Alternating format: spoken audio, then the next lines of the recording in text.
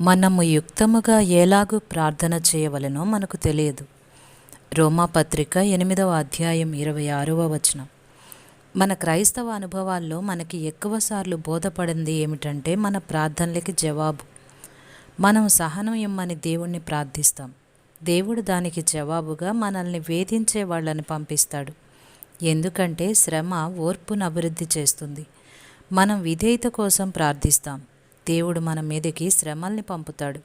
ఎందుకంటే మనం శ్రమ పడుతూ ఉన్నప్పుడే దేవునికి లొంగడం నేర్చుకుంటాం. మాకు నిస్వార్థపరత ప్రసాదించమని అడుగుతాం.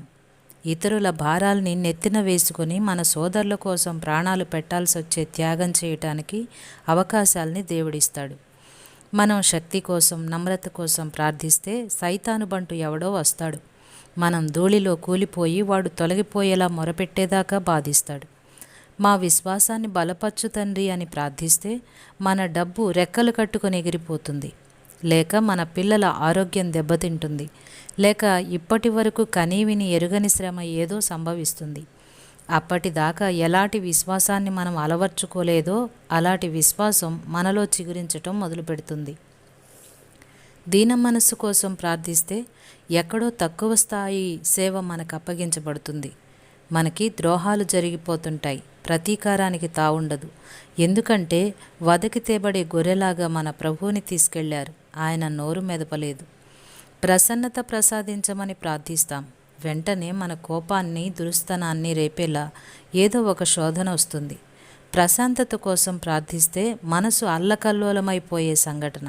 ఇందుమూలంగా దేవుని వైపు చూచి ఆయన నుండి నేర్చుకుని ఆయన అనుగ్రహించే శాంతిని పొందుతాం.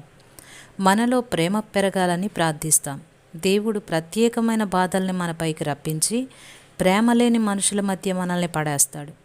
మనస్సుని గాయపరిచే మాటలు, హృదయాన్ని కోసే మాటలు వాళ్ళు ఎడాపెడా మాట్లాడేస్తారు.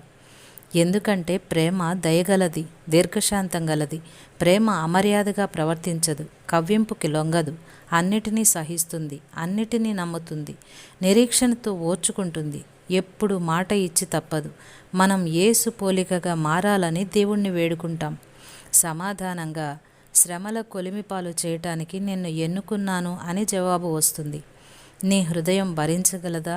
నీ చేతులు బలంగా ఉంటాయా? వీటిని సహించటం నీకు చేతనవుతుందా?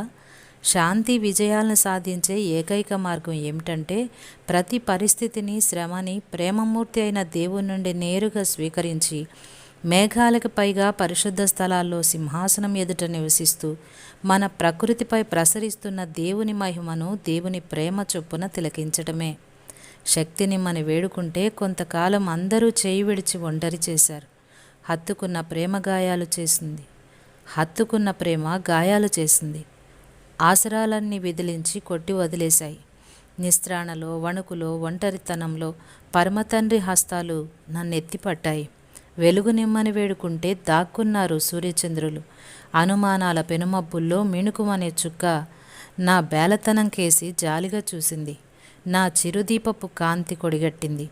చీకటి కంబళి కప్పుకుని నీడల్లో తారాడుతుంటే క్రీస్తు వదనం చీకట్లు చెదరగొట్టి వెలుగునిచ్చింది. శాంతి నిమ్మని వేడుకుంటే విశ్రాంతికై అరులు చాస్తే బాధల చేదు మందు మింగి కళ్ళు మూతలు పడితే ఆకాశాలు ఏకమై పెనుగాలిని పోగు చేశాయి. పగవారు కత్తులు నూరి సన్నద్ధులయ్యారు. పోరాటం రేగింది, పెను తుఫాను సాగింది. ప్రభువు మృదువైన స్వరం వినిపించి శాంతిని తెచ్చింది. ప్రభువు వందనాలు. నా బలహీన ప్రార్థనలు పరిగణించి నా విన్నపానికి భిన్నంగా దయచేసే జ్ఞానవంతుడు. జవాబుగా ఇచ్చిన ఈవులే ఊహకి మించిన దీవెనలైనాయి.